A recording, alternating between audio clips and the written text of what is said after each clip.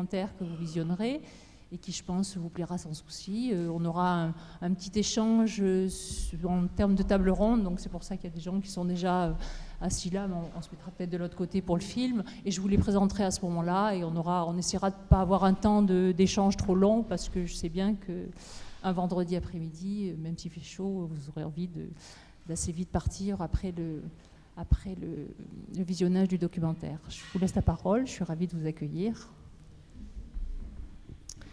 Merci effectivement de m'accueillir. Alors habituellement je préfère parler des films après que les spectateurs les aient vus, donc j'ai pas grand chose à vous dire avant.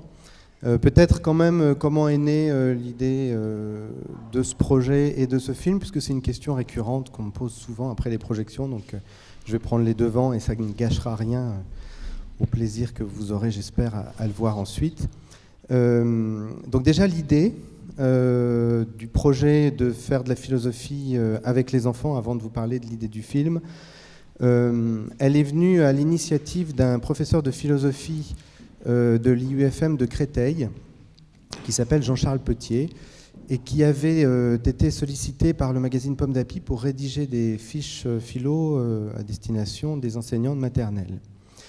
Il se trouve que Jean-Charles Petier fait partie d'une association qui s'appelle Philolab, qui milite depuis assez longtemps sur les nouvelles pour ce qu'ils appellent les nouvelles pratiques philosophiques, c'est-à-dire pour que la philosophie sorte de la classe de terminale et de la fac et puisse aussi être un outil mis à disposition, alors pas seulement des enfants, mais il existe plein d'autres champs d'application de la philosophie, pour lesquels donc Philolab travaille depuis assez longtemps. Philolab organise à l'UNESCO des rencontres une fois par an sur les nouvelles pratiques philosophiques. Et il y a d'autres associations qui travaillent sur ce sujet, comme par exemple l'Axas, avec d'autres méthodes que celles de Philolab. Voilà, on pourra parler de tout ça si ça vous intéresse après le film. Donc pour revenir à ce que faisait Jean-Charles Petier donc dans le cadre de ses fiches pour le magazine Pomme d'Api, il cherchait une école d'application pour tester ses fiches. Et il se trouve que Pascaline Dogliani, qui est l'institutrice que vous allez voir dans le film, et Isabelle Dufloc, qui est la directrice de l'école, qui sont toutes les deux maîtres formatrices à l'UFM de Créteil, se sont vues proposer par Jean-Charles Petier de tester ces fiches. Voilà comment elles se sont retrouvées à lancer ce projet dans leur classe, sachant que Pascaline n'avait jamais mené ce genre d'expérience avant, et qu'elle n'avait pas un très bon souvenir de son année de philosophie en terminale, donc c'était pas quelque chose qu'elle aurait eu envie de faire sans cette sollicitation. Elle l'a fait donc sans formation, ce qu'elle regrette maintenant, et elle l'a fait avec le soutien quand même de Jean-Charles Petier et donc du réseau Philolab, qu'elle n'hésitait pas du tout à solliciter chaque fois qu'elle avait des doutes ou des grands moments de solitude, comme il y en a eu beaucoup. Vous en verrez quelques-uns dans le film, mais il y en a eu évidemment beaucoup plus que ce que vous ne verrez dans le film. C'est aussi quelque chose dont on pourra parler ensuite. Voilà comment est né ce projet. Elle a commencé avec une classe de moyenne section, petite section, donc une classe double niveau.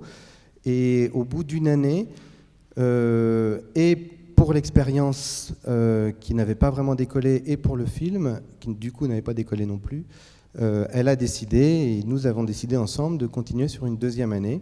Donc c'est un projet qui a eu lieu la deuxième année avec une classe de moyenne section et grande section, la plupart des enfants étant les mêmes.